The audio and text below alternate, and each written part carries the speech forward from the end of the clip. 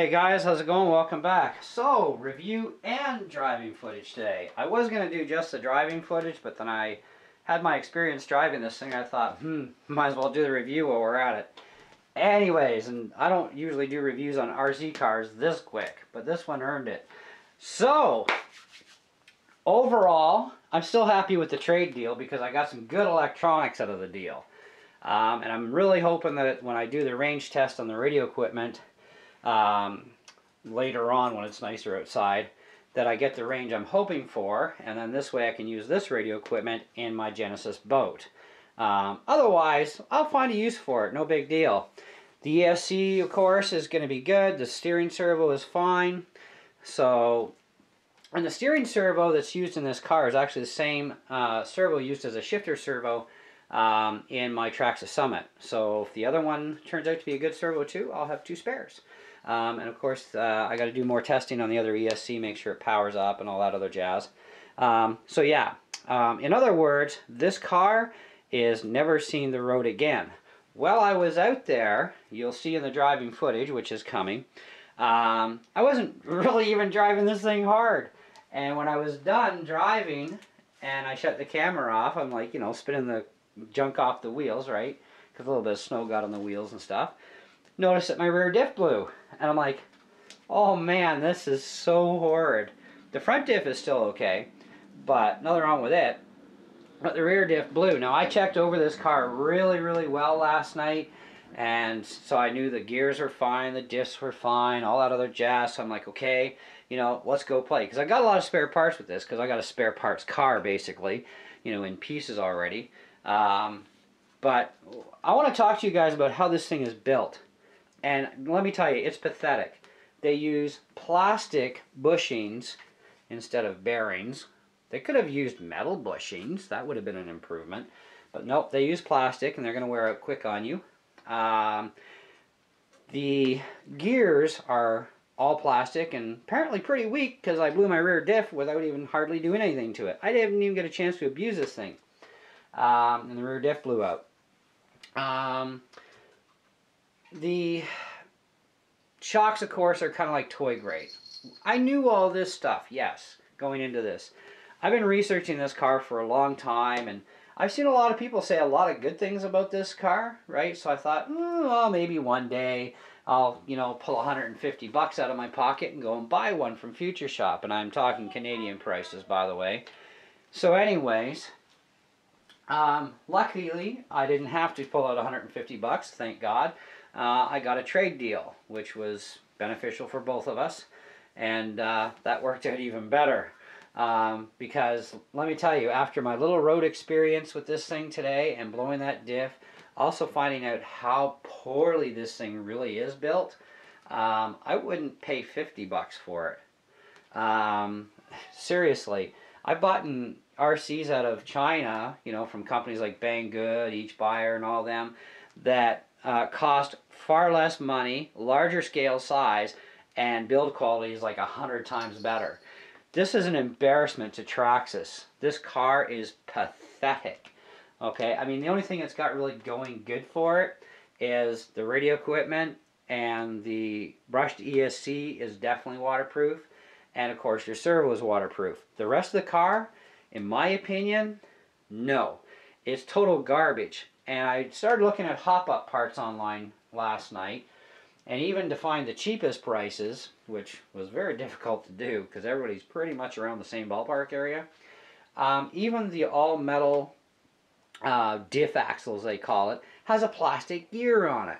It's like, how about some metal here? So I went up to Dollar Hobby's website. They sell stock parts, and I deal with them a lot. I love their prices and everything. But I noticed up there they had an SST slash, and also the same scale.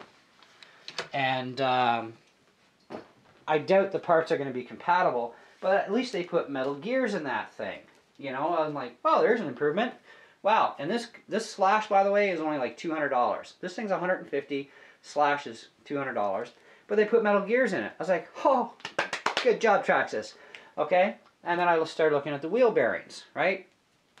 They're actual bearings. I was like, oh, awesome. Big hand clap there. So Trax has made some good improvements on the SST. That is not convincing me to buy the SST, by the way. Okay? Because I'm still a little nervous now. I mean, when you look at this realistically, for about $100 more than what you paid for this, you could buy yourself like even a Traxxas Bandit, which is like 1/10 scale, 500 times the quality build in comparison, and can take one heck of a beating. So don't waste your money on one of these little baby toy things, because that's exactly what it is to me. I mean, New Bright vehicles, and you guys know I hate New Bright, although they have some useful purposes for their bodies. New Bright quality is better than this thing. That's sad, right? I mean, I've never wrecked a gear train in a New Bright vehicle, you know. But, of course, they aren't waterproof, right? So, you know, it's kind of the balance. Now, I knew this thing wasn't fast anyways going into it, so I didn't really care. I mean, hey, throw a mild brushless upgrade in it.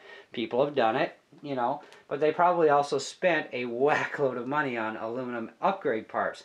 However, from the upgrade parts I found so far, I didn't find anything with metal gearing yet. There may be something out there, but you know what? Even for what I did find, for the diff upgrade to going aluminum, the gears are still plastic. It's still going to be a downside.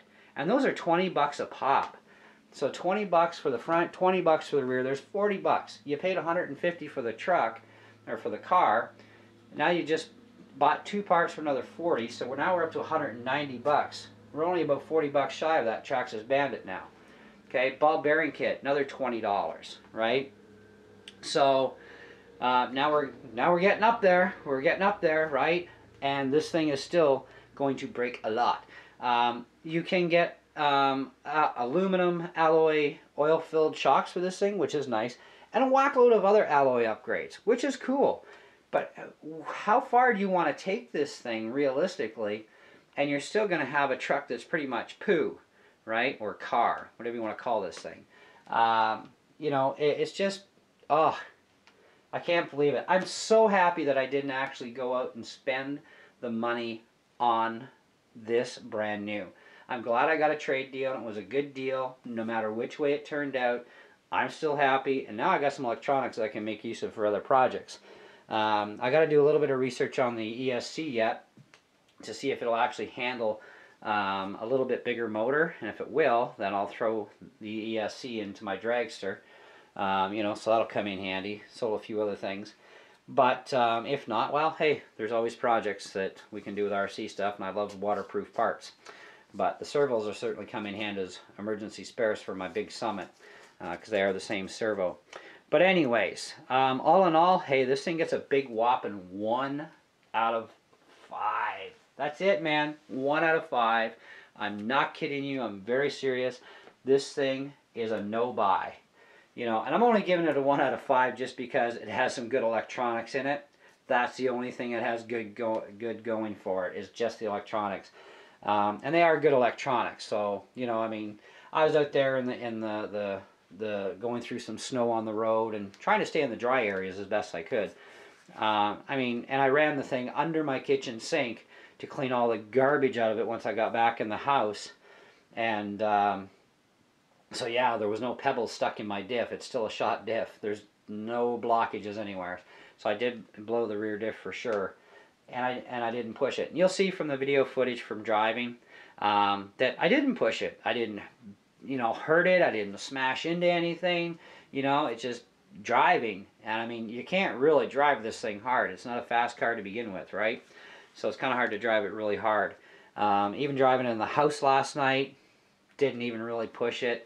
You know, did a couple of donuts in the kitchen because it's the biggest floor space I had for it, because this thing gets hung up on my rugs too easily. It's so low to the ground. But anyway, so enjoy the driving footage. It is all segmented, as you'll see, because where I live, people seem to like to use this as a cut-through road. You know, it's like, hey, I'm kind of like, this is our road up here. You know, but everybody seems to drive up and down and use it for a shortcut, so always traffic somewhere. But yeah, so you're going to see the footage. I'm sure there's going to be some guys that will say, oh no, you're all wrong. But you know what? No, I'm all right on this one. Sorry. This thing is junk. Do not buy it. spend your money on something way better. You can even get really nice RCs out of places like HBuyer, DealExtreme.com, Banggood, AliExpress, you know, that'll cost you the same money or way less, and they're going to be 20 times the quality, you know what I mean, or more, right? So this is definitely a thumbs down big time on this Trax. So without further ado, enjoy the driving footage, guys. Look forward to your comments as always, and I know somebody in town who's going to enjoy all these parts for sure. I'm going to make sure that I throw out all the bad parts first, and I'll give them all the good parts, but all the electronics I'm definitely keeping for myself. So anyways, there you go. Have a good one. Catch you on the next video. Thanks for watching. Don't go away. Driving footage.